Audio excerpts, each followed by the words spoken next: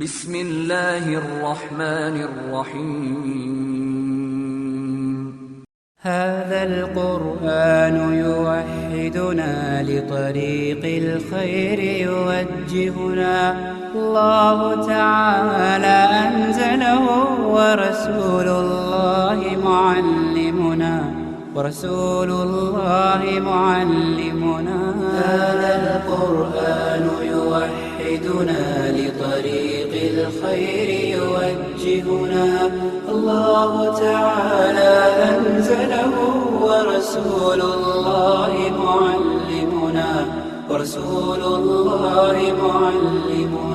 هذا القرآن هو الهادي لأوائلنا وأواخرنا يدعو للعلم وللعمل لا شيء سواه يهذبنا هذا القرآن هو الهادي لأوائلنا وأواخرنا يدعو للعلم وللعمل لا شيء سواه يهذبنا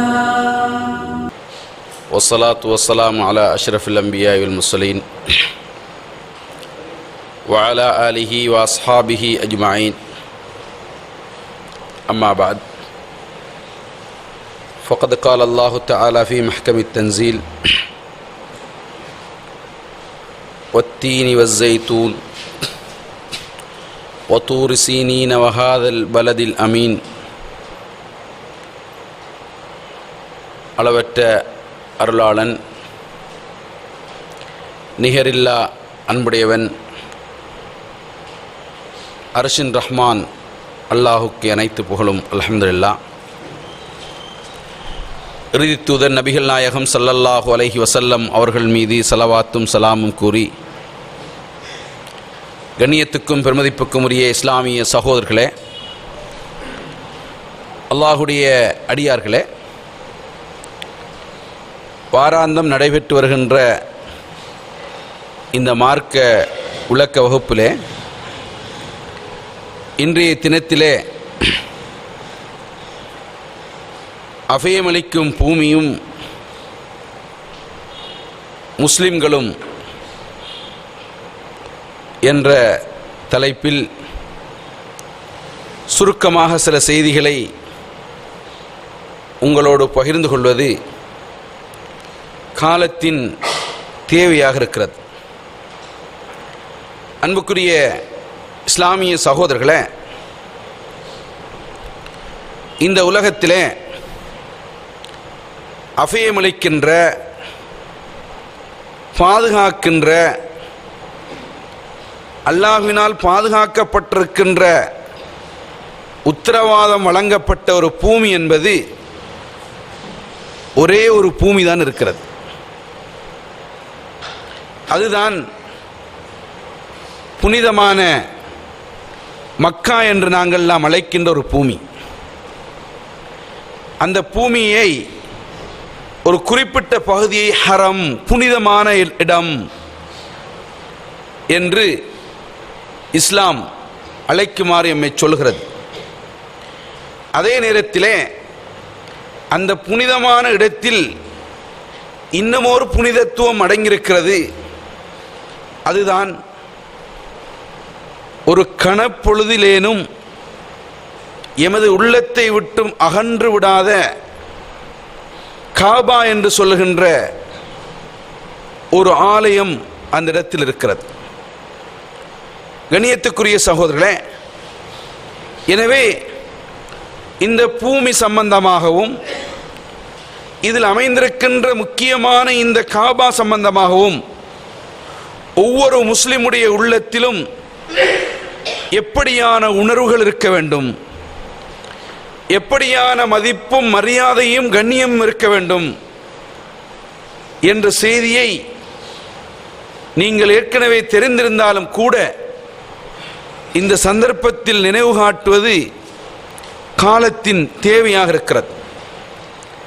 கண்ணியத்துக்குரிய சகோதரர்களே, அல் குர்ஆனிலே பல வசனங்களிலே அல்லாஹ் சொல்லுகிறான், وَإِذْ جَعَلْنَا الْبَيْتَ مَثَابَةً لِلنَّاسِ وَأَمْنًا. இந்த மக்கா என்ற நகரத்தில் அமைந்திருக்கின்ற இந்த காபத்துல்லாவை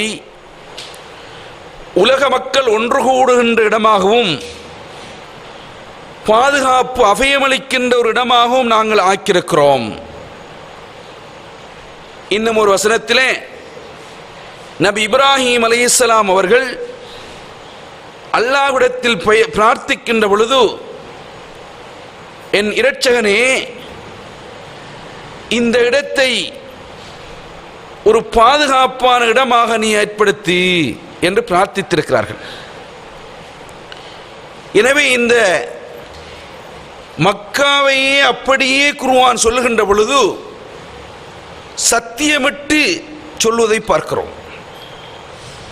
சிறிய ஒரு அத்தியாயம், ஒத்தீனி வஸ்ஸைத்தூன், அத்தியின் மீதும் ஜெய்தூனின் மீதும் சத்தியமாக, ஒதூர் சீனின், தூர் சீனாவின் மீதும் சத்தியமாக என்று அல்லாஹ் சத்தியம் செய்துவிட்டு, வஹாதல் பலதில் அமீன், அபயமளிக்கின்ற பாதுகாப்பு வழங்குகின்ற இந்த மக்காவின் மீதும் சத்தியமாக என்று சொல்லி மக்காவை பாதுகாப்பு வழங்குகின்ற ஒரு நகரமாக அல்லாஹு தஆலா சத்தியமிட்டு சொல்கின்றான்.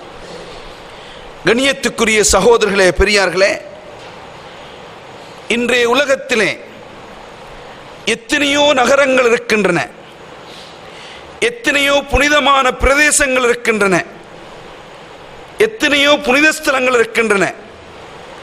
இந்த புனித ஸ்தலங்கள் எல்லாம் மனிதர்களால் அந்தந்த நாட்டில் வாழுகின்ற சிந்தனை போக்குகளால், அந்த நாட்டில் வாழுகின்ற ஆட்சியாளர்களால் புனித ஸ்தலமாக ஆக்கப்பட்டிருக்கிறது. உலகத்திலே ஒரு புனித ஸ்தலம் என்று சொன்னால் அது மக்கா என்பதிலே அணுகும் சந்தேகம் கிடையாது. உலகத்தை படைத்த இரட்சகன் சத்தியமிட்டு சொல்கின்றான். பாதுகாப்பு கொடுக்கின்ற, அபயம் பெறுகின்ற இந்த நகரத்தின் மீது சத்தியமாக.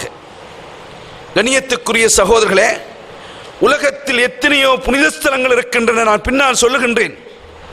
அவைகளெல்லாம் மனிதர்களால் புனித ஸ்தலமாக்கப்பட்டது, இது மட்டும் அல்லாஹ்வினால் புனித ஸ்தலமாக்கப்பட்டது. சகோதரர்களே, இந்த மக்கா என்று சொல்லுகின்ற இந்த பாதுகாப்பான ஊருக்கு எத்தனை சிறப்புகளை அடுக்கிக் கொண்டே செல்லலாம். உதாரணத்துக்கு, உலகத்திலே வந்த நபிமார்கள் இல்ல, இறுதி தூதர் ஸல்லல்லாஹு அலைஹி வஸல்லம் அவர்கள் தான் மறுமை நாள் வரைக்குமான தூதர், உலகத்தில் எல்லா மனிதர்களுக்குமான தூதர். இந்த தூதரின் பிறப்பை கூட அல்லாஹு தஆலா இந்த கிராமத்தில் தான் தெரிவு செய்திருக்கிறான். இந்த தூதுத்துவம் தான் மறுமை நாள் வரைக்கும் உள்ள தூதுத்துவம். இந்த தூதுத்துவத்தை இறக்குவதற்கு அல்லாஹு தஆலா தெரிவு செய்த பூமி இந்த பூமி தான். கண்ணியத்துக்குரிய சகோதரர்களே, இப்படி எத்தனையோ பல செய்திகளை இந்த உலகத்திலே அல்லாஹு தஆலாவினால் அனுப்பப்பட்டிருக்கின்ற வேதங்கள் எத்தனையோ இருக்கின்றன. எல்லா வேதங்களிலும் சிறந்த வேதம், அல்லாஹ்வினால் பாதுகாக்கப்பட்ட வேதம் திருமறை குர்ஆன் என்பது எல்லோருக்கும் தெரியும். இந்த குர்ஆனை இறக்குவதற்கு அல்லாஹு தஆலா தேர்வு செய்த பூமி இந்த மக்கா என்ற பூமி. கண்ணியத்துக்கும் பெருமதிப்புக்கும் உரிய சகோதரர்களே, அது மட்டுமல்ல, இந்த உலகத்திலே படைத்த இரட்சகனை மாத்திரம் வணங்குவதற்கு முதலாவதாக ஒரு வணக்கஸ்தலம் நிர்மாணிக்கப்பட்ட இடம் எங்கிருக்கின்றது என்று கேட்டால் அது அந்த மக்காவில் தான் இருக்கிறது. அல்லாஹு தஆலா ஆல இம்ரான் என்ற அத்தியாயத்திலே இப்படி சொல்கின்றான், இன்ன அவ்வல பைத்தின் உதிய லின்னாஸி லல்லதி பிபக்கத முபாரக்கன் வஹுதன் லில் ஆலமீன். இந்த உலகத்திலே படைத்தவனை வணங்குவதற்கு முதலாவதாக நிர்மாணிக்கப்பட்ட இடம் மக்காவில் இருக்கின்ற இந்த காபா என்ற ஆலயம் தான். அது உலக மக்களுக்கு நேர்வழிகாட்டியாக இருக்கிறது. அதன் மூலம் மக்களுக்கு பல்வேறுபட்ட அருட்கடைகள் கிடைக்கின்றன. அதிலே படிப்பினை பெறுகின்ற மக்களுக்கு ஃபீஹி ஆயாத்தும் பையினாத், மிக தெளிவான அத்தாட்சிகள் அதிலே உள்ளடக்கப்பட்டிருக்கின்றது என்று அல்லாஹு தஆலா சொல்வதை பார்க்கிறோம். சொல்லிவிட்டு ஒமன் தஹலஹு கான ஆமினா, அங்கு யார் நுழைகின்றானோ அவன் ஒரு பாதுகாப்பாக அபயம் பெறுகின்ற மனிதனாக மாறுகின்றான் என்ற செய்தியை திருமறை குர்ஆன் சொல்லி காட்டுகின்றது. கண்ணியத்துக்குரிய சகோதரர்களே, இதனை அல்லாஹ்வுடைய தூதர் ஸல்லல்லாஹு அலைஹி வஸல்லம் அவர்களும் மிக தெளிவாக சொல்லி காட்டினார்கள். அபூதர் ரலியல்லாஹு அன்ஹு அவர்கள் ஒருமுறை நபிகளார் ஸல்லல்லாஹு அலைஹி வஸல்லம் அவர்களிடம் கேட்கிறார்கள், அல்லாஹ்வுடைய தூதரே, உங்களிடத்திலே ஒரு செய்தியை நான் கேட்க விரும்புகிறேன். இந்த உலகத்திலே படைத்தவனை மாத்திரம் வணங்குவதற்கு முதலாவது கட்டப்பட்ட பள்ளிவாசல் எனக்கு சொல்லித்தரட்டுமா, நீங்கள் சொல்லித்தர முடியுமா? அல்லாஹ்வுடைய தூதர் சொன்னார்கள், அல் மஸ்ஜிதுல் ஹராம், அதுதான் மக்காவில் இருக்கின்ற அந்த மஸ்ஜிதுல் ஹராம் என்ற பள்ளிவாசல். அதற்கு பிறகு கேட்கிறார்கள், அல்லாஹ்வுடைய தூதரே, அதற்கு அடுத்தபடியாக உலகத்திலே நிர்மாணிக்கப்பட்ட பள்ளிவாசல் எனக்கு சொல்லித்தாருங்கள். நபிகளார் ஸல்லல்லாஹு அலைஹி வஸல்லம் அவர்கள் சொல்கிறார்கள், அல் மஸ்ஜிதுல் அக்ஸா, அதுதான் பாலஸ்தீனத்திலே இன்று யூதர்களால் கைப்பற்றப்பட்டு அவர்களுடைய அடக்குமுறையின் கீழ் இருக்கின்ற அந்த பள்ளிவாசல் மஸ்ஜிதுல் அக்ஸா என்று சொல்கிறார்கள். அதோடு இவருடைய கேள்வியை நிறுத்திக் கொள்ளவில்லை. அபூதர் ரலியல்லாஹு அன்ஹு கேட்கிறார்கள், அல்லாஹ்வுடைய தூதரே, குல்து கம் பைனஹுமா, இந்த ரெண்டு பள்ளிவாசலுக்கும் இடையில் உள்ள கால எல்லை எவ்வளவு? மக்காவில் இருக்கின்ற காபத்துல்லாவை கட்டிவிட்டு எத்தனை வருடங்களுக்கு பின்னால் பாலஸ்தீனத்தில் இருக்கின்ற பள்ளிவாசல் கட்டப்பட்டது என்று கேட்டதற்கு நபிகள் நாயகம் ஸல்லல்லாஹு அலைஹி வஸல்லம் சொன்னார்கள், 40 ஆமன், 40 வருடங்களுக்கு பிறகுதான். எனவே மக்காவில் இருக்கின்ற இந்த காபத்துல்லா இந்த உலகத்திலே கட்டப்பட்டு 40 ஆண்டுகள் உலகத்தில் எந்த பள்ளிவாசலும் கட்டப்படவில்லை என்ற செய்தியை சஹீஹ் முஸ்லிமில் நாங்கள் காணக்கூடியதாக இருக்கிறது. கண்ணியத்துக்குரிய சகோதரர்களே, இதுபோல இந்த பள்ளிவாசல் அமைந்திருக்கின்ற இடம் ஒரு புனிதமான இடம். நான் ஆரம்பத்தில் சொன்னது போல புனிதம் என்பது இன்று அந்த நாட்டினுடைய அரசாங்கம் புனிதமாக்குகின்றது. அந்த நாட்டில் உள்ள உயரதிகாரிகள் புனிதமாக்குகிறார்கள். அந்த நாட்டிலே வாழுகின்ற பெரிய பெரிய மனிதர்கள், மகான்கள் இதனை புனிதம் என்று சொல்லிவிட்டு சென்று விடுகிறார்கள். இன்று சுற்றுலாவுக்காக நாங்கள் செல்கிறோம் பிள்ளைகளை அழைத்துக் கொண்டு. அங்கு ஒரு சுருவம் கட்டப்பட்டிருக்கும். அங்கு சொல்லுவார்கள், இது புனித பிரதேசம், பாதணிகளை கலட்டிக் கொள்ளுங்கள் என்று. அதுக்கு என்ன ஆதாரம்? அங்கு ஒரு சுருவம் இருக்கிறது. கண்ணியத்துக்குரிய சகோதரர்களே, உலகத்தில் வாழுகின்ற கிறிஸ்தவர்கள், கத்தோலிக்கர்கள், அவர்கள் புனிதமாக கருதுகின்ற பல இடங்கள் இருக்கின்றன. வத்திக்கானை தங்களுடைய புனித இடமாக கருதுகிறார்கள். இதை யார் புனித ஸ்தலமாக ஆக்கியது? கண்ணியத்துக்குரிய சகோதரர்களே, இது மனிதர்களால் புனிதமாக ஆக்கப்பட்டது. நபிகளார் ஸல்லல்லாஹு அலைஹி வஸல்லம் அவர்களுடைய ஒரு செய்தியை ஒரு நபித்தோழர் எவ்வளவு உறுதியாக, திறமையாக, அழகாக சொல்லுகிறார் என்பதை இந்த இடத்திலே பாருங்கள். ஒரு சந்தர்ப்பத்திலே, அதாவது அம்ர் இப்னு சயீத் என்ற ஒரு கவர்னர் தன்னுடைய படைகளை எல்லாம் ஒவ்வொரு பிரதேசத்துக்கும் அனுப்புகின்ற பொழுது அபூ ஷுரைஹ் அல் அதவி என்று சொல்கின்ற ஒரு படையினுடைய தளபதியை முன்னிறுத்தி அனுப்புகின்ற பொழுது இவரை மக்கா பிரதேசத்துக்கு அனுப்புகிறார்கள். இந்த புனிதமான இடத்துக்கு அனுப்புகின்றார்கள் மதீனாவிலிருந்து. அவர் சொல்லுகிறார், அபூ ஷுரைஹ் சொல்லுகிறார், அமீர் அவர்களே, தலைவர் அவர்களே, எனக்கு ஒரு அனுமதி தர வேண்டும். என்ன அனுமதி தெரியுமா? நபி ஸல்லல்லாஹு அலைஹி வஸல்லம் அவர்கள் சொன்ன செய்தியை நான் உங்களுக்கு சொல்ல வேண்டும். முதலிலே என்ன செய்தி? அது ஒரு சாதாரண செய்தி கிடையாது. சாதாரண செய்தி கிடையாது.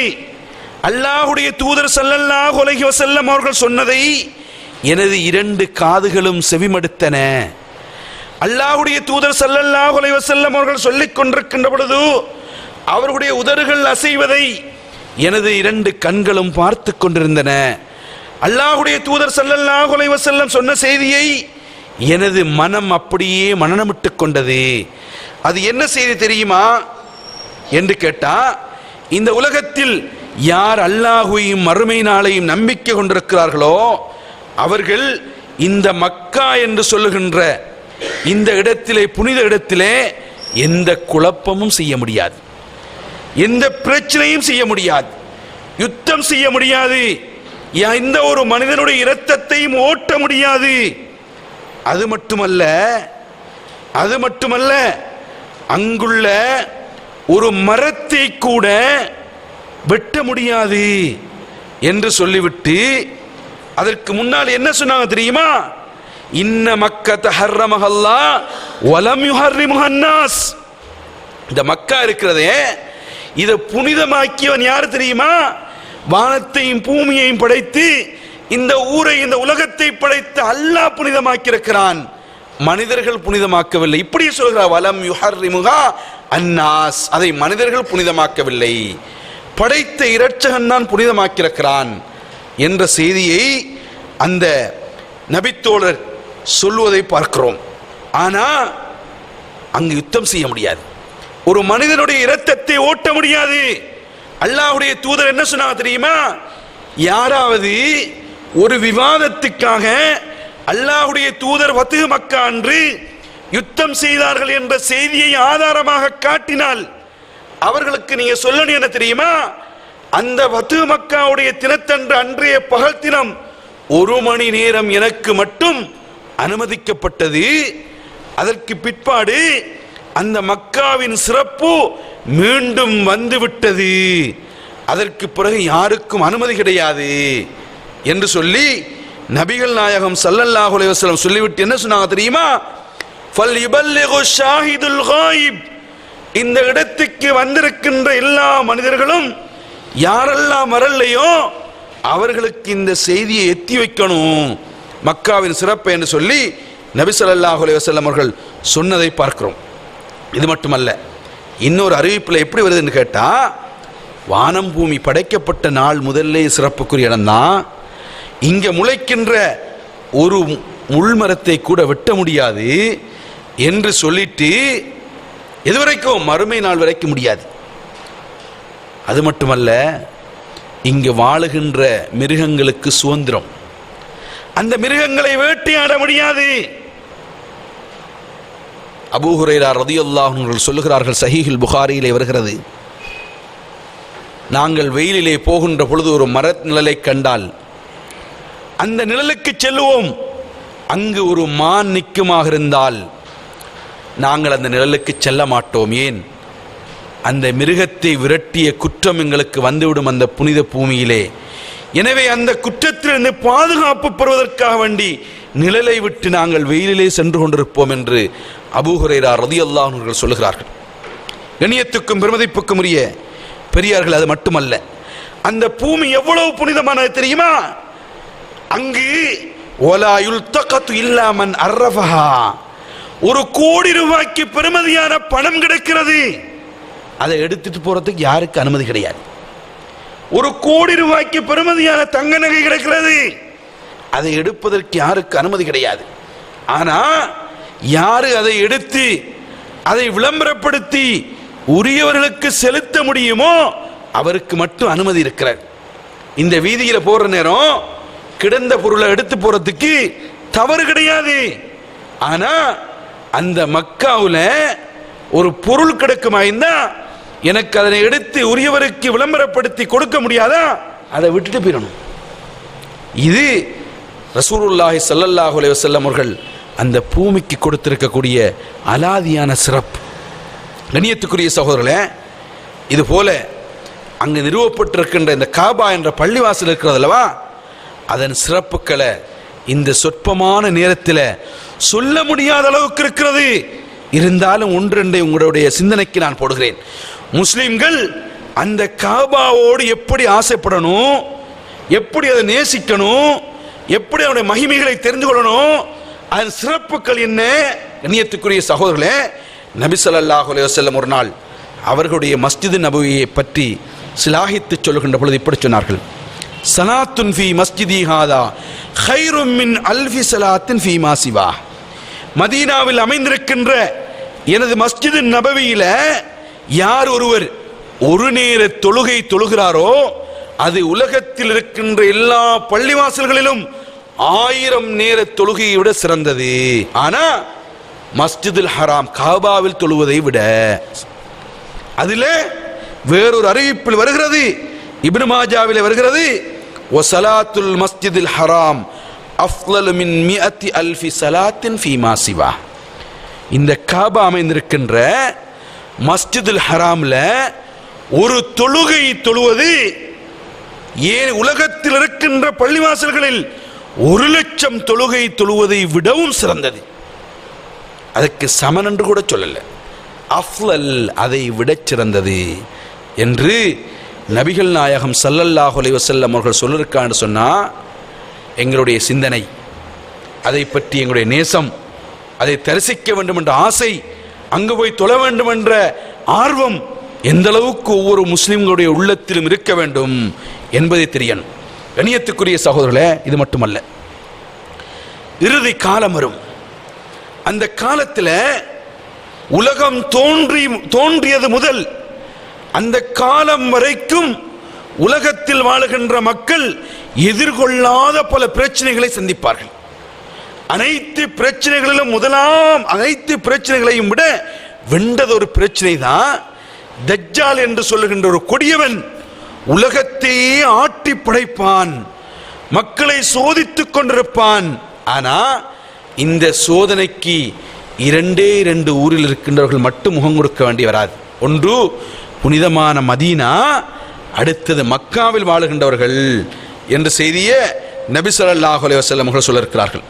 கண்ணியத்துக்குரிய சகோதரர்களே, ஒரு அடிப்படையை நீங்கள் தெரிந்து கொள்ளுங்கள். இந்த உலகத்தில் வாழுகின்ற எல்லா மனிதர்களுக்கும் மிக விருப்பமான ஒரு மனிதர் அல்லாஹ்வுடைய தூதர் ஸல்லல்லாஹு அலைஹி வஸல்லம்.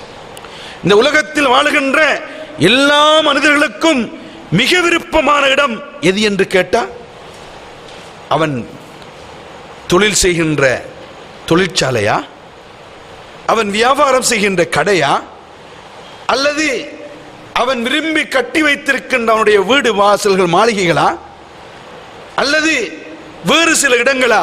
கிடையாது. ஏனென்றால் ஒரு நேரத்திலே நாங்கள் எங்கேயாவது போனால் ஒரு சில நாட்களுக்கு, ஒரு சில நேரங்களுக்கு எங்களுடைய வீட்டை மறக்கலாம், எங்களுடைய வியாபார ஸ்தலத்தை மறக்கலாம், எங்களுடைய கம்பெனிகளை எல்லாம் மறந்து விடலாம், எங்களுடைய தோட்டங்களை மறந்து விடலாம். ஆனால் அந்த புனிதமான காபாவை யாரெல்லாம் மறக்கிறானோ அவன் முஸ்லிமாக இருக்க முடியாது. முஸ்லிமாக இருக்க முடியாது. ஏன்? அல்லாஹ் அக்பர் என்று பாங்கு சொல்லப்பட்டு விட்டால் அந்த காபாவின் திசை எங்கே இருக்கிறது என்று நானும் நீங்களும் தேடுவதற்கு முன்னால் எங்களுடைய உள்ளம் தேட வேண்டும் கிபிலாவை. அவன்தான் முஸ்லிம். கண்ணியத்துக்குரிய சகோதரர்களே, குர்ஆன் சொல்லுகிறது நபியை பார்த்து, வமின் ஹைது ஹரஜ்த ஃபவல்லி வஜ்ஹக ஷத்ரல் மஸ்ஜிதில் ஹராம். நபியே, எந்த திசைக்கு போனாலும் அந்த புனிதமான மஸ்ஜிதுல் ஹராமின் திசையின் பக்கம் உங்களுடைய முகத்தை திருப்புங்கள். கண்ணியத்துக்குரிய சகோதரர்களே, அல்லாஹ் அக்பர் என்று தொழுகைக்காக வேண்டி அழைக்கப்பட்டால் மட்டுமல்ல, இயல்பாக மனிதனுக்கு ஏற்படுகின்ற ஒரு பாதை மலம் சலம் கழிக்கணும். அந்த நேரமும் காபாவுடைய சிந்தனை வர வேண்டும். நபிகளார் ஸல்லல்லாஹு அலைஹி வஸல்லம் என்ன சொன்னாங்க தெரியுமா? உங்களில் ஒருவர் மலம் சலம் கழிக்க முற்படுகின்ற போதும் கூட காபாவுடைய சிந்தனை அவனுக்கு வர வேண்டும். எப்படி? நான் காபாவை முன்னோக்கி இருக்க கூடாது, காபாவை பின்னோக்கி இருக்க கூடாது. அந்த மக்கா மதீனாவில் வாழ்ந்தவர்களுக்கு சொன்னார்கள், நீங்க கிழக்கு திசையிலோ மேற்கு திசையிலோ பார்த்து மலசலம் கழித்துக் கொள்ளுங்கள். இந்த மொழிபெயர்ப்பை பார்த்துட்டு இலங்கை நாட்டில் வாழுகின்ற நாங்கள் பிள்ளையாக இருந்துடக்கூடாது. ஏன்னு கேட்டா, மதீனாவிலிருந்து காபா திசை தெற்கு பக்கம் இருக்குது. அப்போ அவங்க தெற்கு திசையில வடக்கு திசையை நோக்கி இருக்கக்கூடாது, கிழக்கு திசையை நோக்கிய மேற்கு திசையை நோக்கிய மலசலம் கழிக்கலாம். ஆனா நமது நாட்டில் காபா திசை கிபிலா மேற்கு திசையில் இருக்கிறது.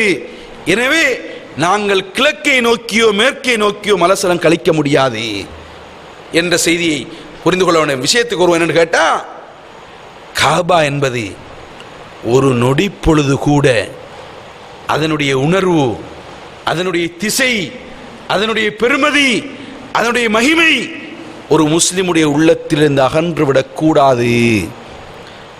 நாங்கள் மரணித்தாலும் கூட எங்களுடைய வீட்டை விட்டு எங்களை தூக்கி வந்து விடுவார்கள் ஒரு சில நேரத்திலே. ஆனால் எங்களை தொழுகிப்பதற்காக வேண்டி வைக்கப்படுகின்ற திசை காபா. கண்ணியத்துக்கும் பெருமதிப்புக்கும் உரிய சகோதரர்களே, இப்படி இதன் சிறப்புகள் எண்ணிலடங்காதவைகள். ஏன் ஒரு மனிதன் முஸ்லிமாக வேண்டுமென்றா 5 கடமைகள் இருக்கிறது என்பது எல்லோருக்கும் தெரியும். இந்த 5 கடமைகளையும் சிந்தித்து பாருங்க. கலிமா யாரும் எங்கிருந்தும் சொல்லலாம், நோன்பு எங்கிருந்தும் முடிக்கலாம், தொழுகை எங்கிருந்தும் தொழுகையை நிறைவேற்றலாம், எந்த ஊர்லையும் செய்யலாம், ஜகாத் எந்த ஊர்லையும் கொடுக்கலாம். ஆனா இந்த ஹஜ் கடமையை நிறைவேற்றுவதற்கு அந்த புனிதமான இடத்துக்கு செல்லாம அந்த கடமையே கிடையாது. கண்ணியத்துக்குரிய சகோதரர்களே, எனவே ஒரு மனிதன் பூரணமான முஸ்லிமாக ஆகுவதற்கு, இறுதி கடமையை நிறைவேற்றுவதற்கு அந்த இடத்துக்கு போய்த்தான் நிறைவேற்றணும். இது மட்டுமல்ல கண்ணியத்துக்குரிய சகோதரர்களே, பெரியார்களே, அந்த மக்கா காபா அமைந்திருக்கிற இடம் எனக்கு உங்களுக்கு விருப்பம் என்பதை விட உலகத்தையே படைத்த இரட்சகனுக்கு மிக விருப்பமான இடம். உலகத்தையே படைத்த இரட்சகனுக்கு விருப்பமான இடம் என்பதனை நபிகளார் ஸல்லல்லாஹு அலைஹி வஸல்லம் அவர்கள் தங்களுடைய உலக்குமுறல்களை ஒரு நாள் சொல்லுகின்றார்கள். மக்காவிலிருந்து அந்த கயவர்கள் அல்லாஹ்வுடைய தூதரை அந்த மக்காவிலே வாழ விடாமல் விரட்டுகின்ற பொழுது மக்காவிலிருந்து வெளியேறி ஹஸ்வரா என்று சொல்லுகின்ற இடத்திலே நின்று கொண்டு அல்லாஹ்வையும், அதாவது அந்த மக்காவை பார்த்து அல்லாஹ்வுடைய தூதர் சொல்லுகிறார்கள், வல்லாஹி இன்னகி லஅஹியரு அர்லில்லாஹ் வ அஹப்பு அர்லில்லாஹ், அல்லாஹ்வின் மீது சத்தியமிட்டு சொல்லுகின்றேன், மக்காவே நீ இந்த உலகத்திலே மிக சிறந்த அல்லாஹ்வுடைய இடங்களிலே மிகச் சிறந்த இடம், இந்த உலகத்திலே அல்லாஹ்வுக்கு விருப்பமான இடங்களில் மிகவும் விருப்பமான இடம். ஆனா இந்த குறைஷியர்கள் என்னை பலவந்தமாக இந்த புனிதமான இடத்திலிருந்து வெளியேற்றவில்லை என்றால், வலௌல அன்னி உஹ்ரிஜ்து மின்கி மா ஹரஜ்து, பலவந்தமாக இவர்கள் வெளியேற்றவில்லை என்றால் நான் இங்கிருந்து வெளியேறியிருக்க மாட்டேன் என்ற செய்தியை நபிகளார் ஸல்லல்லாஹு அலைஹி வஸல்லம் அவர்கள் சொல்லியிருப்பதை பார்க்கிறோம். கண்ணியத்துக்குரிய சகோதரர்களே, பெரியார்களே, இப்படி பல 100 செய்திகளை நாங்கள் இந்த மக்காவினுடைய இந்த காபாவினுடைய சிறப்புகளை குர்ஆனிலிருந்தும் ஹதீஸ்களிலிருந்தும் அடுக்கிக் கொண்டே செல்லலாம். இதற்கு இன்னுமொரு ஆதாரம்தான் என்ன தெரியுமா? உலக வரலாற்றிலே அதிசயங்களிலே, இன்றைய உலக அதிசயங்களில் பதிவு செய்யப்படாவிட்டாலும் கூட குர்ஆனில் பதிவு செய்யப்பட்ட அதிசயங்களில் ஒன்றுதான். என்ன தெரியுமா? ஒரு சொற்ப நேரத்திலே பல ஆயிரக்கணக்கான கிலோமீட்டர்களுக்கு அப்பால் சென்று 7 வானங்களையும் சென்று விண்ணுலக யாத்திரை அல்லாஹ்வுடைய தூதர் சென்று வந்த ஒரு பயணம் இருக்கிறதே, இஸ்ரா மேராஜ் என்ற பயணம். இந்த பயணத்துக்கு அல்லாஹ்வுடைய தூதரை அல்லாஹு தஆலா தெரிவு செய்த இடம் இருக்கிறதே, அந்த புனிதமான மஸ்ஜிதுல் ஹராம். அல் இஸ்ரா என்ற அத்தியாயம் 1ஆம் வசனம் இப்படி ஆரம்பிக்கின்றது, சுப்ஹானல்லதி அஸ்ரா பி அப்திஹி லைலம் மினல் மஸ்ஜிதுல் ஹராம் இலல் மஸ்ஜிதுல் அக்ஸல்லதி பாரக்னா ஹவுலஹு என்ற வசனம் தொடர் அப்படியே தெளிவுபடுத்திக் கொண்டிருக்கிறது. மஸ்ஜிதுல் ஹரத்திலிருந்து மஸ்ஜிதுல் அக்ஸாவுக்கு இரவோடு இரவாக இராவளி பயணம் கூட்டிச் சென்று அங்கிருந்து 7 வானங்களையும் கடந்து சென்று அல்லாஹோடு உரையாட வைத்த அந்த அல்லாஹ் தூய்மையாகிவிட்டான் என்ற செய்தியை குர்ஆன் சொல்லி காட்டுகின்றது. கண்ணியத்துக்கும் பெருமதிப்புக்கும் உரிய சகோதரர்களே, அது மட்டுமல்ல, இந்த உலகத்திலே இன்றைய காலத்தில் சுற்றுலாக்கள் என்ற பெயரிலே எத்தனையோ பல இடங்களுக்கு மனிதர்கள் பயணங்களை மேற்கொள்கிறார்கள். சிலர் எகிப்துக்கு செல்கிறார்கள், உள்நாட்டை விட்டு வெளிநாடுகளுக்கு செல்கிறார்கள். இன்னும் சிலர் துபாய்க்கு செல்கிறார்கள், மலேசியாவுக்கு செல்கிறார்கள். அங்கிங்கு ஒவ்வொரு ஏதாவது ஒரு வரலாற்று நிகழ்வுகளை வைத்து, சில காட்சிகளை வைத்து, சில படிப்பினைக்காக வேண்டி செல்கிறார்கள். தவறு கிடையாது. ஆனால் வணக்கத்தை நாடி, நன்மையை மட்டும் நாடி பயணம் செல்வதற்கு உலகத்தில் 3 பூமியை தவிர 4வது பூமி கிடையாது. அதில் முதலாவது இடம் நபிகளார் ஸல்லல்லாஹு அலைஹி சொன்னார்கள், லா தஷுத்து ரிஹால இல்லா இலா ஸலாஸத்தி மஸாஜித். நன்மையை நாடி நீங்கள் 3 பள்ளிவாசலை தவிர வேறு எங்கேயும் பயணம் செய்ய வேண்டாம். நன்மையை நாடி முதலாவது அந்த காபா மஸ்ஜிதுல் ஹராம், இரண்டாவது மஸ்ஜிது நபவி, மூன்றாவது மதீனாவில் இருக்கின்ற மஸ்ஜிது நபவி, இரண்டாவது, மூன்றாவது மஸ்ஜிதுல் அக்ஸா, பாலஸ்தீனத்தில் இருக்கின்ற அந்த மஸ்ஜிதுல் அக்ஸா. கண்ணியத்துக்குரிய சகோதரர்களே, இந்த சந்தர்ப்பத்திலும் ஒரு செய்தியை நாங்கள் புரிந்து கொள்ள வேண்டும். என்ன தெரியுமா? ஹஜ்ஜிக்கு போறாக்கோ மக்காவுக்கு போயிட்டு மதீனாவுக்கு நான் போகணும். ஏன் போகணும்? ரசூலுல்லாஹுடைய கபரை ஜியாரத் பண்ண போகணும். மக்காவிலிருந்து மதீனாவுக்கு ரசூலுல்லாஹுடைய கபரை ஜியாரத் என்ற நியத்தில் ஒருவன் போனா நன்மை கிடையாது, தீமை பதியப்படும். யாருடைய கபரையும் ரசூலுல்லாஹுடைய கபராக இருக்கலாம், ஜியாரத்துக்கென்ற எண்ணத்தில் கபர் அல்ல ஜியாரத் பண்றோம், பள்ளிவாசல் ஜியாரத் பண்றோம். பள்ளிவாசலுக்கு போயிட்டு ரசூலுல்லாஹுடைய பள்ளிவாசல ஒரு தொழுகை தொழுத 1000 மடங்கு நன்மை அதிகம். அங்க போனா ரசூலுல்லாஹுடைய கபரை பார்த்து சலாம் சொல்வதில் குற்றம் கிடையாது. அதுக்காக நீங்க பிள்ளையா வழங்கிடக்கூடாது. ரசூலுல்லாஹுடைய கபரை ஜியாரத் பண்ண போனா குற்றம் அப்படி அல்ல. இங்கிருந்து பயணம் மேற்கொள்வது எந்த கபரையும் அடிப்படையாக வைத்து பயணம் மேற்கொள்ள முடியாது. அது ரசூலுல்லாஹுடைய கபருக்கு ஏலான்னு கேட்டா வேறு மனிதர்களுடைய மகான்களுடைய கபரை நோக்கி போலாமா? இல்ல, ரசூலுல்லாஹுடைய பள்ளிவாசலை நோக்கி பயணம் போகணும். அதுக்குத்தான் நன்மை இருக்கிறது. அதைத்தான் இந்த ஹதீஸ் சொல்கிறது, லா தஷுத்து ரிஹால் இல்லா இலா ஸலாஸத்தி மஸாஜித். 3 பள்ளிவாசல்களை தவிர நன்மையை நாடி நீங்கள் பயணம் மேற்கொள்ள வேண்டாம். கண்ணியத்துக்கும் மதிப்புக்கும் உரிய சகோதரர்களே, அந்த செய்தியை நீங்கள் தெரிந்து கொள்ள வேண்டும். ஆனால் இன்றைய இந்த காலத்திலே ஒரு செய்தியையே நாங்கள் இந்த மக்காவினுடைய சிறப்பு, காபாவினுடைய சிறப்பு, அதனுடைய மகிமை எங்களிடத்தில் புதுப்பிக்கணும்னு சொன்னா எல்லாருடைய வாயிலையும் இந்த ஒரு சில நாட்களாக அந்த கதை அடிபட்டு கொண்டிருக்கிறது. பத்திரிகைகளை புரட்டினால் அந்த பக்கம்தான் வருகிறது. சமூக இணையதளங்களுக்கு போனா அதிர்ச்சி தகவல்களை, இப்படியா என்ற தகவல்களை நாங்கள் படிக்கக்கூடியதாக இருக்கிறது. சகோதரர்களை பெரும்பான்மையாக படிச்சிருப்பீங்க. இன்னும் சிலருக்கு சில நேரங்களில் தெரியாமல் இருக்கலாம். கடந்த மாதம், இந்த வருஷம் கடந்த மாதம் 10ஆம் மாதம் 28ஆம் தேதி வெள்ளிக்கிழமை காலையில் ஒரு நிகழ்வு நடந்தது. அதிகமானவர்களுக்கு தெரியும், கேள்விப்பட்டிருப்பீங்க, அப்படித்தானே? என்னன்னு கேட்டா, யமனுடைய போர்டர் இதில் இருந்து கொண்டு இன்றைய உலகத்தின் இஸ்லாத்தினுடைய முஸ்லிம்களுடைய மிகப்பெரிய எதிரி யார் என்று கேட்டா நாங்க சொல்லுவோம் என்ன, அமெரிக்காம்போ முதலாவதாக, இரண்டாவதாக இஸ்ரேலும்போம். ஆனால் அதனோட நிறுத்திக் கொள்வோம். அதை விடவும் அவங்க எதிரி தான், இல்லைன்னு சொல்லல, 100க்கு 100% சரி. அதை விடவும் மிகப்பெரிய ஒரு எதிரி இந்த உலகத்தில் முஸ்லிம்களுக்கு யார் தெரியுமா? ஷியா முஸ்லிம்கள் என்று சொல்லப்படக்கூடிய இந்த ஷியாக்கள் கேடுகட்டவர்கள். இவர்கள் அமெரிக்கா இஸ்ரேலை விடவும் மோசமானவர்கள். ஏன் மோசம்னு சொல்றோமோ, காபா என்பது உலக முஸ்லிம்களுடைய உள்ளம், அப்படியா இல்லையா? பாலஸ்தீனத்தை தாக்குற போது எங்களுக்கு கவலை இருந்துச்சு, ஈராக்கை தாக்குகின்ற பொழுது கவலை இருந்துச்சு, சிரியாவை தாக்குகின்ற பொழுது கவலை இருந்துச்சு. ஆனா அது எல்லா கவலைகளை விடவும் வென்ற ஒரு கவலை. இவர்கள் அந்த கடந்த 28ஆம் தேதி அந்த யமனுடைய போர்டரில் இருந்து இவர்களுடைய ஒரு குழு, ஹூதியங்கள் என்று சொல்கின்ற குழு, ஈரான் ஜனாதிபதியினுடைய பணிப்புரையின் பேரில் முஸ்லிம்களுடைய உள்ளம் காபாவை நோக்கி ஏவுகணை தாக்குதலை ஏற்படுத்தினார்கள்.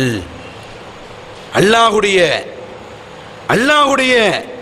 வல்லமையினால் சுமாராக 65 கிலோமீட்டர்களுக்கு அப்பால் அவர்களுடைய இந்த சதி முயற்சி முறியடிக்கப்பட்ட செய்தியை நீங்க எல்லாம் படிச்சிருப்பீங்க. இருந்தாலும் கூட இஸ்லாம் என்ன சொல்கிறது? இந்த காபாவை யாராவது தாக்குவானா, தாக்க வருவானா, இது எந்த பகுதியிலிருந்து தாக்குவாங்க என்று கேட்டா, குர்ஆனிலேயும் ஹதீஸிலேயும் இருந்து வருகின்ற செய்திகளை பார்த்தா ஒட்டுமொத்தமாகவே யமன் பகுதியிலிருந்து, எத்தியோப்பியாவிலிருந்து, இந்த பகுதியிலிருந்து தான் சுமாராக கிறிஸ்துவுக்கு பின் 571ஆம் ஆண்டிலிருந்து இன்று வரைக்கும் காபாவுக்கு எதிரான, கிறிஸ்துவுக்கு பின் 571ஆம் ஆண்டு, இப்போ இன்றைக்கு கிறிஸ்துவுக்கு பின் 2016ஆம் ஆண்டின் கடைசி கட்டத்தில் இருக்கிறோம். 571ஆம் ஆண்டிலிருந்து இந்த தாக்குதல்களுக்கு காபா முகம் கொடுத்து கொண்டிருக்கிறது. யாரு பாதுகாத்தது தெரியுமா? யாரு பாதுகாத்தது? நானோ நீங்களோ அல்ல, சவுதி படைகள் அல்ல, அல்லாஹ் பாதுகாத்தான் என்ற அடிப்படையை நாங்க புரிஞ்சு கொள்ளணும். அல்லாஹ் தஆலா ஹஜ் என்ற அத்தியாயத்தில் இப்படி சொல்கின்றான். ஹஜ் என்ற அத்தியாயத்தின் 25ஆம் வசனத்தில் சொல்கிறான், وَمَنْ يُرِدْ فِيهِ بِإِلْحَادٍ نُذِقْهُ مِنْ عَذَابٍ أَلِيمٍ. அந்த மக்காவுல அல்ல அந்த காபாவை பாழ்படுத்த வேண்டும் என்று யாரெல்லாம் நாடுகிறானோ, பாழ்படுத்த வரையில, அழிக்கையில, உடைக்கையில, சண்டை பிடிக்கல, பாழ்படுத்த வேண்டும் என்று யாருடைய உள்ளத்தில் அப்படி ஒரு எண்ணம் இருக்கிறதோ, நுதிக்குஹு மின் அதாபின் அலீம், மிக கடுமையாக அவனை தண்டிப்போம், கடும் வேதனையை கொண்டு அவனை சோதிப்போம் என்று அல்லாஹு தஆலா சொல்கிறான். இதே நபிகள் நாயகம் ஸல்லல்லாஹு அலைஹி வஸல்லம் சொன்ன செய்தியை சஹீஹ் முஸ்லிம்ல வந்திருக்கிறது. ஆயிஷா ரலியல்லாஹு அன்ஹா அறிவிக்கிறாங்க. எப்படின்னு தெரியுமா? ரசூலுல்லாஹ் சொன்னாங்க, ஒரு சந்தர்ப்பத்தில் ஒரு காலம் வரும், ஒரு காலம் வரும், அந்த காலத்தில் ஹபஷிகள் என்று சொல்லுகின்றவர்கள், அப்படிதான் ஹதீஸ்ல வருகிறது. ஹபஷிகள் யாரு? இன்றைய யமன் பக்கம், எத்தியோப்பியா பக்கம், அந்த போர்டர்ல இருந்து வருவாங்க. இந்த படை, அங்கிருந்து ஒரு படை வந்து காபாவை இலக்காக வைத்து தாக்குவதற்காக வேண்டி வருவாங்க. வார நேரத்தில் பைதா என்ற ஒரு இடம் வரைக்கும் தான் வருவாங்க. பைதா என்று சொன்னா இன்றைக்கு மதீனாவிலிருந்து சுமாராக 16 கிலோமீட்டருக்கு அப்பால துல்ஹுலைஃபா என்ற ஒரு இடம் இருக்கிறது. மதீனா வாசிகள் இஹ்ராம் கட்டுகின்ற இடம். அந்த துல்ஹுலைஃபாவுக்கு அண்மையில் இருக்கின்ற ஒரு இடம் தான் பைதா என்ற இடம். இந்த பைதா என்ற இடத்துக்கு நேர யார் வாரது? இந்த ஹபஷிகள் காபாவை தாக்குவதற்காக வேண்டி வருவாங்க. அப்படி வார நேரத்தில் பூமி அப்படியே பிளந்து காபாவை தாக்க வருகின்றவர்கள் பூமிக்குள்ள சுதி வாங்கப்பட்டுருவாங்க, பூமி அவர்களை விழுங்கிவிடும். ஆயிஷா ரலியல்லாஹு அன்ஹா ஒரு கேள்வி கேட்டாங்க, யார ரசூலல்லாஹ், அப்படின்னா அந்த பகுதியில் கடை வைத்திருந்தவன், வியாபாரத்துக்கு வந்தவன், வேலைக்கு போனவன், அந்த வழியால எந்த குற்றத்தையும் நாடாமல் போனவருடைய நிலை என்ன? எல்லாருமே பூமிக்குள்ள விழுங்கப்பட்டுருவாங்க. மறுமையில் உயிர் கொடுத்து மீண்டும் எழுப்பப்படுகின்ற நேரம் ஒவ்வொரு மனிதனும் அவனுடைய எண்ணத்துக்கேற்ப எழுப்பப்படுவான் என்ற செய்தியை நபிகளார் ஸல்லல்லாஹு அலைஹி வஸல்லம் சொன்ன செய்தி சஹீஹுல் முஸ்லிம்ல பதிவு செய்யப்பட்டிருக்கிறது. கண்ணியத்துக்குரிய சகோதரர்களே, இது எதை சொல்லுகின்றன? அந்த மக்கா இருக்கிறதே, அதில் அமைந்திருக்கிற காபா இருக்கிறது அல்லவா, அது பாதுகாக்கப்பட்ட இடம், அபியமளிக்கப்பட்ட இடம். அதை யாரெல்லாம் தாக்குவதற்கு வருகிறானோ அவனுக்கு இப்படியான அழிவுகள் வரும் என்ற செய்தியை நீங்க முதல்ல தெரிஞ்சுக்கொள்ளணும். கண்ணியத்துக்குரிய சகோதரர்களே, இந்த காபாவை தாக்குவதற்கு நாங்கள் இதுவரைக்கும் பார்த்த வரலாற்றில் முஸ்லிம்களுடைய எதிரி அமெரிக்கா தானே. இன்னும் அமெரிக்கா தாக்க மாட்டான் நான் சொல்லல, இன்னும் அமெரிக்காவாக நேரடியாக வந்து தாக்கல. அது அடுத்ததாக முஸ்லிம்களுடைய எதிரி யூதன் இஸ்ரேல். இஸ்ரேல் இன்னும் வந்து காபாவை தாக்கல. ஆனா இவர்களை விடவும் மிக மோசமானவர்கள் ஈரானை ஆட்சி செய்கின்ற சுன்னி ஷியா முஸ்லிம்கள் என்று சொல்லுகின்ற இந்த ஷியா கேடுகட்டவர்கள் காபாவை எத்தனையோ சந்தர்ப்பத்தில் தாக்குவதற்காக முற்பட்டிருக்கிறார்கள். இதற்கு ஒரு உதாரணம் தான் அதாவது ஹிஜ்ரி, ரசூலுல்லாஹ்வுடைய ஹிஜ்ரத்துக்கு பிற்பாடு 313ஆம் ஆண்டு. இப்போ மாதிரி சவுதி அரேபியாவில் பெரிய பொருளாதாரம் கிடையாது, பாதுகாப்பு கிடையாது, பெரிய தொழில்நுட்பம் கிடையாது. என்ன செஞ்சாங்கண்டா, ஷியாக்கள் கொஞ்சம் பேர் வந்து காபாவுக்குள்ள வந்து சண்டை பிடிச்சி உலக முஸ்லிம்களை பல நூற்றுக்கணக்கானவர்களை கொண்டு கிட்டத்தட்ட 1000 வருடங்களுக்கு முன்னாலே கொண்டு குவித்து விட்டு என்ன செஞ்சாங்க தெரியுமா? நானும் நீங்களும் இப்போ உம்ரா செய்வதற்காக வேண்டி ஆரம்பிக்கின்ற அந்த ஹஜருல் அஸ்வத் கல் இருக்கிறதே ஒரு மூலையில கருப்பு கல்லு, இந்த கல்லை உடைச்சு கொண்டு போயிட்டாங்க, திருடி கொண்டு போயிட்டாங்க. எண்ணியத்துக்குரிய சகோதரர்களே, இப்படியான அளவுக்கு அநியாயம் செஞ்சாங்க. அதற்கு பிறகு 1982 ஆண்டு கூட காபாவுக்குள்ள நுழைஞ்சி இப்படியான அட்டகாசங்களை செஞ்சாங்க. ஆன்மீக தலைவர் ஹுமைனி என்று சொல்லி அவனுடைய உருவப்படத்தை ஏந்தி கொண்டு கோஷங்கள் எழுப்பினாங்க. அன்றைய காலத்தில் இருந்த ஆட்சியாளர் இவர்களை அடக்க முடியாது என்பதற்காக வேண்டி முஸ்லிம்களை எல்லாம் வெளியேற சொன்னார். வெளியேறிவிட்டு காபாவுக்குள்ள தண்ணீர் பாய்ச்சப்பட்டு கரண் பாய்ச்சப்பட்டு அவர்கள் அந்த ஷியாக்கள் அட்டகாசம் பண்ணவர்கள் அனைவர்களும் அழிக்கப்பட்டாங்க. கண்ணியத்துக்குரிய சகோதரர்கள், இப்படி பல வரலாறுகளை படித்து கொண்டிருக்கிறோம். இதே போல உங்களுக்கு தெரியும், கடந்த ஆண்டு 2015 ஆண்டு திடீரென மினாவிலே ஒரு நெரிசலை ஏற்படுத்தி பல 100 முஸ்லிம்களை கொலை செஞ்சாங்களா இல்லையா? கண்ணியத்துக்குரிய சகோதரர்களே, இப்படி இந்த காபாவுக்கு எதிராக குரல் கொடுக்கின்ற, நாசப்படுத்துகின்ற, அட்டகாசப்படுத்துகின்ற இந்த ஷியாக்களுடைய பகுதி உண்டு. அடுத்ததாக என்ன சொன்னா, இந்த கூட்டங்கள் எல்லாம் எங்க இருந்து வரும் கேட்டா, ஹபஷாவிலிருந்து, யமனிலிருந்து, இந்த தேசத்திலிருந்து வரும் என்பதற்கு 1400 ஆண்டுகளுக்கு முன்னர் உள்ள திருமறை வசனங்கள் எமக்கு சான்று பறந்து கொண்டிருக்கிறது. ஏற்கனவே நான் சொன்ன செய்தியும் ரசூலுல்லாஹ் சொன்னாங்க ஹபஷிகள் என்று. இது போல உங்கள் எல்லோருக்கும் தெரிஞ்ச ஒரு அத்தியாயம் தான் குர்ஆன்ல சின்னதொரு அத்தியாயம் இருக்கிறது, அல் ஃபீல் என்ற அத்தியாயம். இந்த அத்தியாயத்தினுடைய பின்னணி, இதனுடைய வரலாறு, இதனுடைய செய்திகள் எல்லாம் உங்களுக்கு இந்த நேரத்தில் பெரிய வியாக்கியானமாக, பெரிய விலாவாரியாக சொல்ல முடியாவிட்டாலும் கூட சுருக்கமாக சொல்கிறேன். என்ன தெரியுமா? அந்த காலத்தில் யமனுடைய தலைநகரம் சன்ஆ என்ற ஒரு இடம் இருந்தது. இந்த சன்ஆவுல என்ன செஞ்சான்னு கேட்டா, அப்ரஹாம் என்று சொல்கின்ற இந்த அரசன் காபாவை பார்த்து பொறாமை கொண்டான். காபாவை பார்த்து பொறாமை கொண்டான். உலக மக்கள் எல்லாம் மக்காவில் இருக்கின்ற காபாவுக்கு செல்லுகின்றார் என்றால் இந்த காபாவை விடவும் சிறந்த ஒரு கட்டிடத்தை இந்த யமனின் தலைநகரம் சன்ஆவில் நான் கட்டி மக்களை எல்லாம் இங்கு அழைப்பேன் என்று சபதமிட்டான். சபதமிட்டு விட்டு அங்கு ஒரு கட்டிடத்தை கட்டுகிறான். கட்டினா அங்க யாரும் போகல. அல்லாஹ்வுடைய வேலை இது. இது அல்லாஹ்வுடைய வேலை.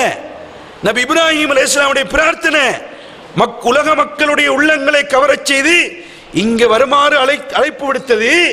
இப்ராஹிம் அலைஹிஸ்ஸலாமுடைய பிரார்த்தனை ஏற்றுக்கொள்ளப்பட்டிருக்கிறது. இவன் அதுக்கு மாற்றமாக சன்ஆவுல மக்களை அழைப்பதற்காக இப்படி செய்கிறான். கண்ணியத்துக்குரிய சகோதரர்களே, மக்கள் போகல. எனவேதான் பல நூற்றுக்கணக்கான யானைப்படைகளோடு மக்காவை அழிப்பதற்காக வேண்டி வருகிறான். அல்லாஹ் கேட்கிறான் நபியை பார்த்து, அலம் தர கைஃப ஃபஅல ரப்புக பிஅஸ்ஹாபில் ஃபீல், நபியே யானைப்படையை உங்கள் இரட்சகன் என்ன செய்தான் என்பது உமக்கு தெரியாதா?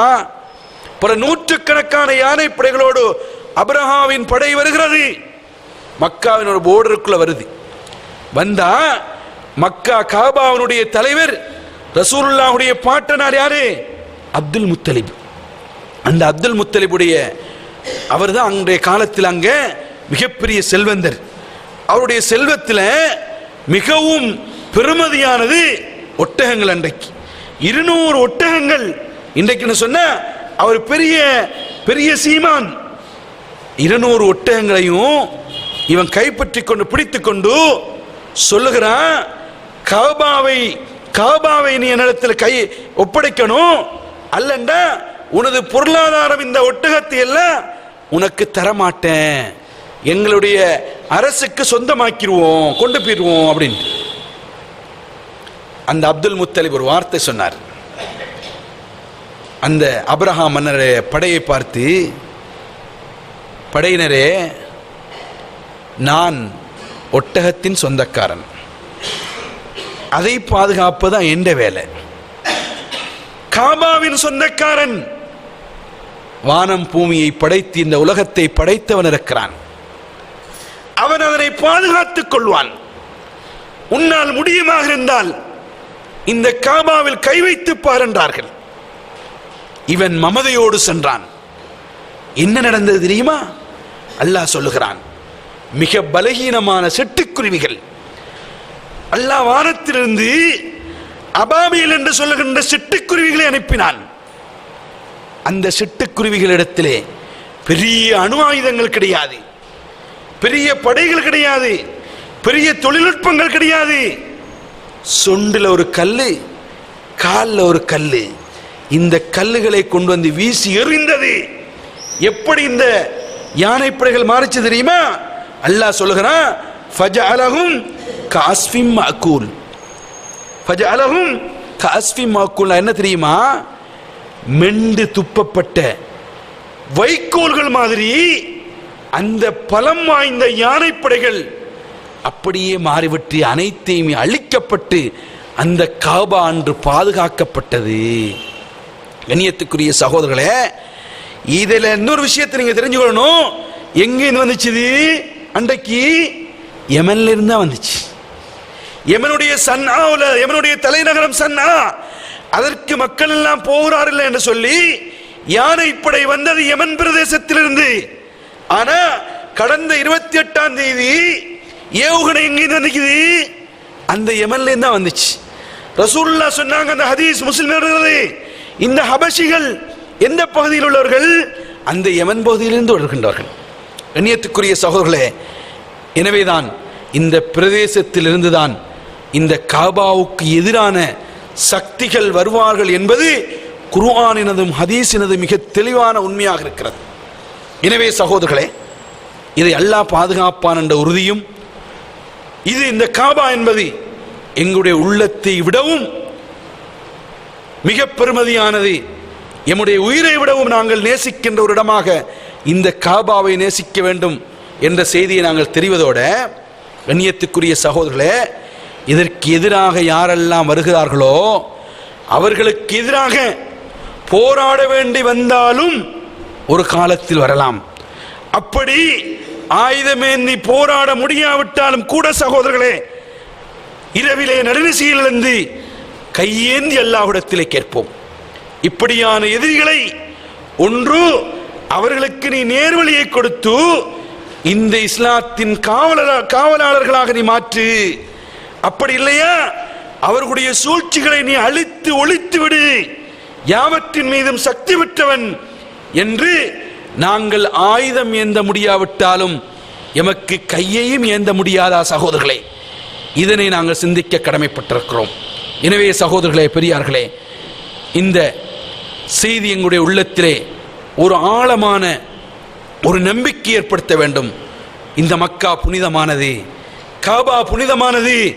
24 மணி நேரமும் உலக வாழ் முஸ்லிம்களின் உள்ளத்திலிருந்து நகர முடியாத ஒரு அன்புக்குரிய இடம் இந்த காபா.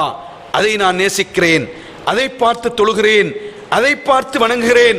அதை நான் சென்று இதுவரைக்கும் சந்திக்கவில்லையே, அல்லாஹு தாலா அதை சந்திக்கின்ற பாக்கியத்தை எனக்கு தர வேண்டும், அதை தவாஃப் செய்கின்ற பாக்கியத்தை தர வேண்டும், அங்கு சென்று நிறைவேற்றுகின்ற இறுதிக்கடமையின் பாக்கியத்தை தர வேண்டும். அதற்கு எதிராக யாரெல்லாம் ஆயுதம் ஏந்துகிறார்களோ அவர்களுக்கு அல்லாஹு தாலா நேர்வழியை கொடுக்க வேண்டும், அல்லது அவர்களுடைய சூழ்ச்சிகளை அழித்தொழிக்க வேண்டும் என்ற பிரார்த்தனை செய்கின்ற உண்மை மூமின்களாக நானும் நீங்களும் மாறுவதற்கு எல்லாம் வல்ல அல்லாஹ் ரப்புல் ஆலமீன் எம்மனர்களுக்கும் அருள் புரிய வேண்டும் என்று கேட்டு இறுதியாக ஒரு விடயத்தை உங்களுக்கு சொல்லுகிறேன். என்ன தெரியுமா? இன்றைக்கு வெளிநாடுகளில், மத்திய கிழக்கு நாடுகளில் பயணத்து, அதாவது தொழிலுக்காக வேண்டி செல்லுகின்ற நீங்கள் மிக கவனமாக இருக்கணும். என்ன? இந்த ஷியாக்கள் யூதனை விட மோசமானவன், கிறிஸ்தவனை விட மோசமானவன். அவன் முஸ்லிம்களுடைய போர்வையை போத்தி கொண்டு எங்களை வழிகெடுக்க பார்ப்பான். எனவே அவர்கள் ஈரானில் இருக்கிறார்கள், ஈராக்கில் இருக்கிறார்கள், குவைத்தில் இருக்கிறார்கள், மத்திய கிழக்கு நாடுகளான பஹ்ரைன், ஓமான், கட்டார் போன்ற நாடுகளில் இருக்கிறார்கள். அவர்களை பற்றி நீங்க அறிய முடியாது.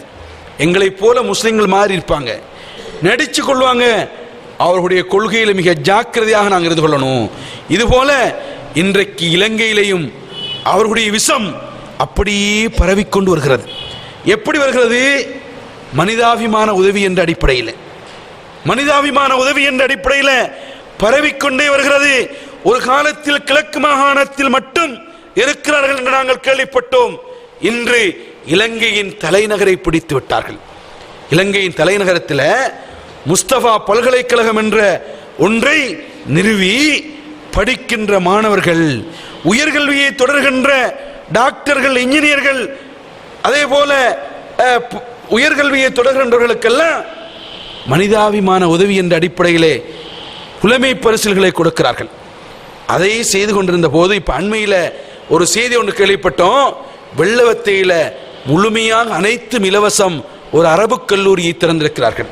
எனவே எங்கள் சமூகம் இலவசம் தானே, படிக்கத்தானே போறோம் அப்படின்னு சொல்லி எமது சமூகம் இதிலே மயங்கிவிடக் கூடாது என்ற செய்தியையும் நான் உங்களுக்கு சொல்லிக் கொள்கின்றேன்.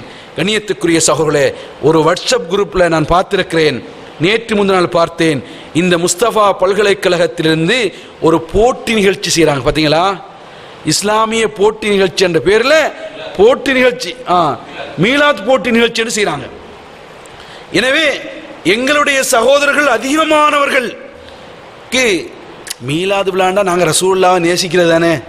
நடத்துறவன் யாரு, எதை செய்யறான், எதன் பேரால செய்யறான் என்பது தெரியாது. கண்ணியத்துக்குரிய சகோதரர்களே, இந்த மீலாது, மௌலூது, கத்தம், கந்தூரி, விராத்து கத்தம் இதெல்லாம் எங்கேருந்து வந்துச்சு தெரியுமா? எல்லாம் அந்த ஷியாக்களுடைய வழிகேடுகளில் இருந்து தான் இந்த அப்பாவி முஸ்லிம்களிடத்தில் வந்திருக்கிறது. எனவே சகோதரர்களே, இது எல்லாம் விட்டு ஒதுங்கி தூய்மையான இஸ்லாத்தோடு வாழ வேண்டும். இவர்களுடைய சதிவலையில் விழுந்து விடக்கூடாது என்று உங்களிடத்திலே மீண்டும் வினயமாக கேட்டு முடித்துக் கொள்கிறேன். வாஹிர் தஅவானா அல்ஹம்துலில்லாஹி ரப்பில் ஆலமீன்.